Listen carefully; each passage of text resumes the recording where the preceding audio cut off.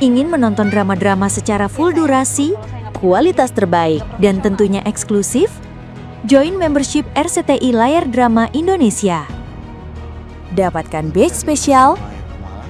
Kalian bisa memilih beberapa tier, mulai dari tier 1, tier 2, tier 3, dan tier 4.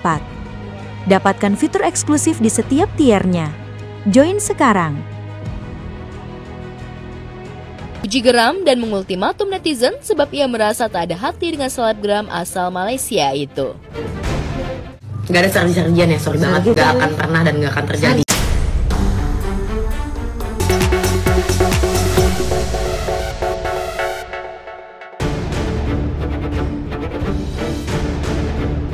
Gak ada sarji-sarjian. Begitu ungkap selebgram Fujianti Utami alias Fuji di media sosial saat live bersama sahabatnya. Fuji merasa tidak senang jika disebut sarji singkatan Aisar Khalid Fuji sebagai ungkapan atas perjodohan yang didengungkan oleh netizen. Fuji geram dan mengultimatum netizen sebab ia merasa tak ada hati dengan selebgram asal Malaysia itu. Gak ada sarji-sarjian ya, sorry banget. Gak akan pernah dan gak akan terjadi. Aksi penolakan Fuji itu tentu saja membuat warganet menduga jika anak perempuan Haji Faisal itu sempat terjadi selisih paham antara dirinya dengan Aisar pada saat ngonten bareng. Bukan hanya Fuji, via media sosial, Aisar dengan tegas menolak ungkapan sarji dan memohon pada netizen agar tidak menjodoh-jodohkan dirinya dengan Fuji. Segala fans lah Aifur ke, apakah sarji kah, jangan benci sesiapa. Kita adalah seorang manusia. Boleh support secara apa-apa tapi jangan pasal percintaan lagi. Okey?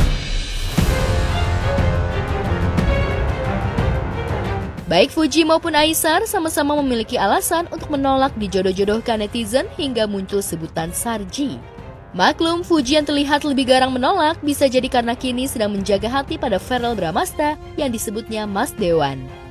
Dan memang Fuji dan Verrell semakin dekat usai keduanya kerja bareng alias membuat konten bersama. Walau kedekatan Fuji dan Verrell belum jelas arahnya, namun keduanya kadang dekat, kadang juga jauh. Malahan Fuji dan Bunda Verrell, Vena Melinda, semakin dekat saja. Jadi benarkah menolak ungkapan sarji demi Verrell? Udah jarang kelihatan sama Verrell Kak Fuji? Apakah masih atau gimana Kak Fuji? Sebentar aja mungkin udah jarang kelihatan bareng soalnya.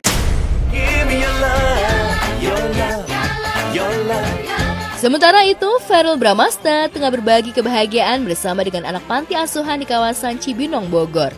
Mas Dewan, begitu Verrell seringkali disebut sengaja merayakan hari jadinya yang ke-29 secara sederhana. Ya, di hari ulang tahun ini agenda juga luang, jadi bisa merayakan hari ulang tahun, hari lahir bersama teman-teman di yayasan. Setelah ini juga kita akan menuju ke Bogor, ya berbagi rezeki lah sama adik-adik semua yang ada di sini. Verrell tak henti mengumbar senyum. Ia duduk di antara anak panti. Sempat terharu ketika menerima sambutan meriah dari adik-adik ceria itu.